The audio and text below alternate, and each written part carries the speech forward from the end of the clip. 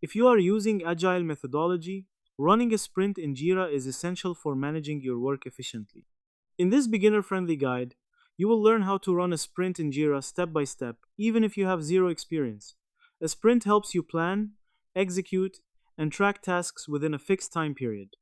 To get started, log into your Jira account and open your Scrum project. Sprints are available in Scrum boards, so make sure your project is using a Scrum board. Go to the backlog section where you will see all your issues listed. Next, create a sprint. Click on Create Sprint in the backlog. A new sprint container will appear. Drag and drop issues from the backlog into the sprint based on priority. This step is important for planning what work will be completed during the sprint. After adding tasks, start the sprint by clicking on Start Sprint. You will be asked to enter details like sprint name, duration, and start and end dates. Fill in the details and confirm to begin the sprint. Once the sprint is active, go to the board view.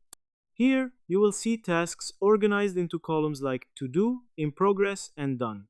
Team members can start working on tasks and move them across columns as work progresses. During the sprint, regularly track progress using the board and reports like the burn-down chart. This helps you understand whether the team is on track to complete the work within the sprint timeline.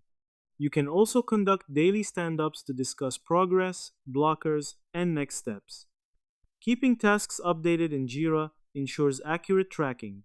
At the end of the sprint, complete it by clicking on Complete Sprint. Any unfinished tasks can be moved back to the backlog or into the next sprint.